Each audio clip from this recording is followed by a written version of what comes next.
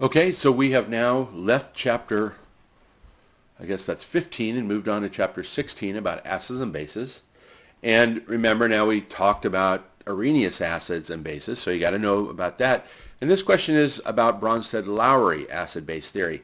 And it's really that theory about, well, what's an acid, what's a base, and an acid is a proton acceptor, a proton donor. Acid is a proton donor, and a base is a proton acceptor. And so they will always come in pairs. If something in water or something in a solution donates a proton, on the other side of the arrow it's going to be without a proton. So that's always what we're looking for, is something that differs by a proton. So we'll do this in water.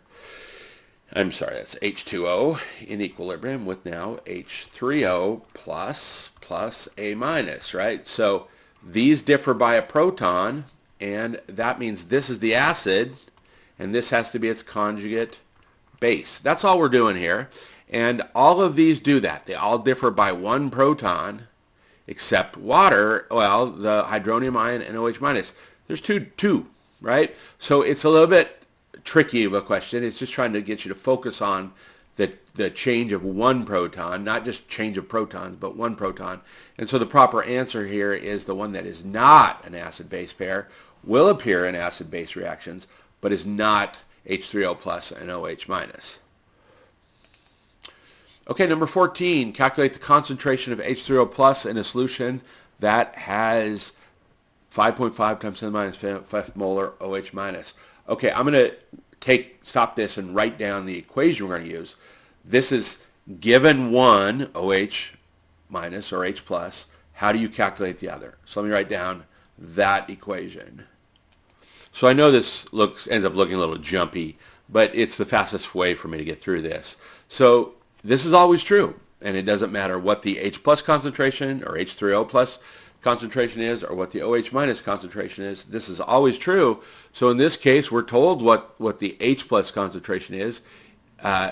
No, we're told what the OH minus is. So it's 5.5 times 10 to the minus fifth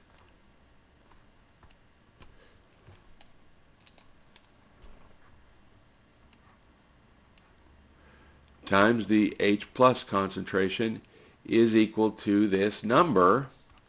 And now it's just algebra, right? So we divide both sides by 5.5 times 10 to the minus fifth.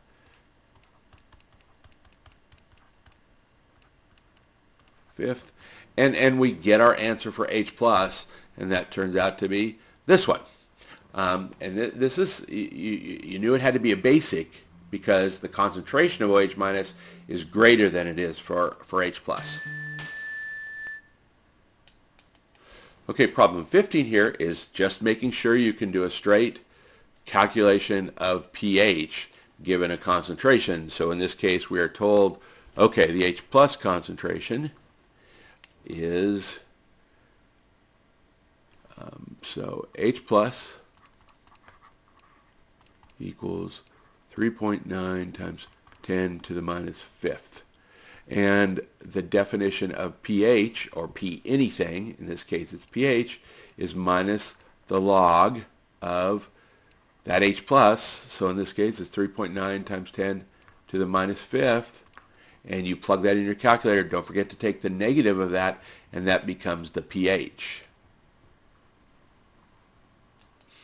Now, I don't mean to confuse anyone, but just to give you a heads up, as a time saver with pH, what we're doing, the pH, the power, it's the log. That means it's going to be near 5, right? So there's really only two possible choices because that's the exponent. Is this greater than 10 to the minus fifth?